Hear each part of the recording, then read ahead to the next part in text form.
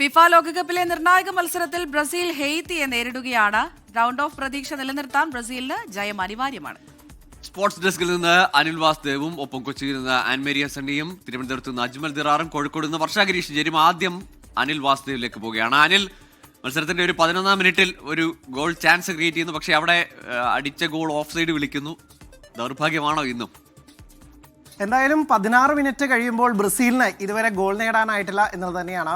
തുടക്കത്തിൽ സൂചിപ്പിച്ച പോലെ തന്നെ ബ്രസീലിനെ സംബന്ധിച്ചിടത്തോളം ഒരു ജീവൻ മരണ പോരാട്ടം എന്ന് വേണമെങ്കിൽ ഈ മത്സരത്തെ വിശേഷിപ്പിക്കാം. അതിന് കാരണം അവരുടെ ആദ്യ മത്സരത്തിൽ മൊറോക്കോയ്ക്കെതിരെ ഇറങ്ങിയ സമനിലയാണ്, 1-1 സമനിലയാണ്. ഒരു മത്സരം കൂടി ഈ ഗ്രൂപ്പിൽ ബാക്കിയുണ്ടെങ്കിൽ പോലും ഈ മത്സരത്തിൽ വലിയ മാർജിനിൽ ജയിക്കേണ്ടത് ബ്രസീലിന് ഗ്രൂപ്പ് ചാമ്പ്യന്മാരൊക്കെ ആയി തന്നെ മുന്നേറുന്നതിൽ അതിനിർണായകമാണ് എന്ന് പറയേണ്ടിയിരിക്കുന്നു. ഗോകുൽ സൂചിപ്പിച്ച പോലെ തന്നെ തുടക്കത്തിൽ തന്നെ ഒരു അവസരം കിട്ടിയതാണ്, ഗോളാക്കിയതാണ്. പക്ഷേ അത് ഓഫ് സൈഡ് ട്രാപ്പിൽ കുടുങ്ങുന്ന കാഴ്ചയാണ് നമ്മൾ കണ്ടത്.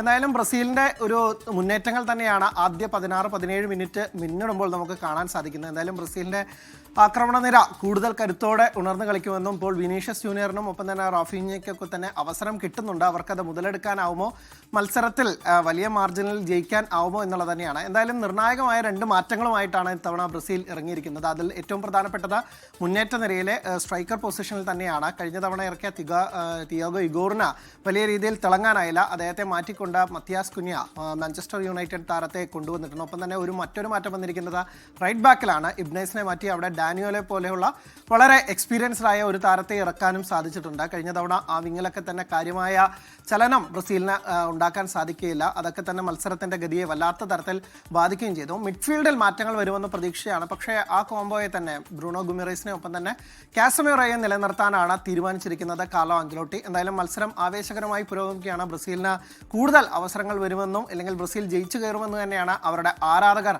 പ്രതീക്ഷിക്കുന്നത്. കാരണം ജയിച്ചില്ലെങ്കിൽ ബ്രസീലിനെ സംബന്ധിച്ചിടത്തോളം ഇനിയുള്ള പാതകൾ കൂടുതൽ സങ്കീർണമാവും. മികച്ച 3ാം സ്ഥാനക്കാർക്ക് പോലും ഇത്തവണത്തെ ഫോർമാറ്റിൽ റൗണ്ട് ഓഫ് 32ലേക്ക് മുന്നേറാൻ സാധിക്കുമെങ്കിൽ പോലും ആ 3ാം സ്ഥാനത്തേക്കൊക്കെ ചെന്നുപെടുക എന്ന് പറയുന്നത് 5 തവണ ലോക ചാമ്പ്യന്മാരായിട്ടുള്ള ബ്രസീലിനെ സംബന്ധിച്ചിടത്തോളം അങ്ങേയറ്റത്തെ നാണക്കേടാണ്. കാരണം ഇന്നത്തെ മത്സരത്തിൽ മൊറോക്കോയ്ക്കെതിരായ മത്സരത്തിൽ സ്കോട്ട്ലൻഡ് കഷ്ടിച്ച ഒരു ഗോളിന് മാത്രമാണ് തോറ്റത്.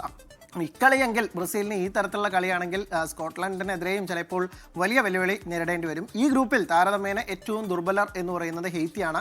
അപ്പോൾ അവർക്കെതിരെ വലിയൊരു ഗോൾ വർഷത്തോടു കൂടി തന്നെ ബ്രസീലിനെ ജയിച്ചു കയറേണ്ടതുണ്ട്. ഗോകുൽ, അമൃത. തീർച്ചയായും വലിയ ഒരു മാർജിനിൽ ജയമാണ് ആരാധകർ പ്രതീക്ഷിക്കുന്നത്. ബ്രസീൽ ടീമിന് അത് അനിവാര്യവുമാണ്.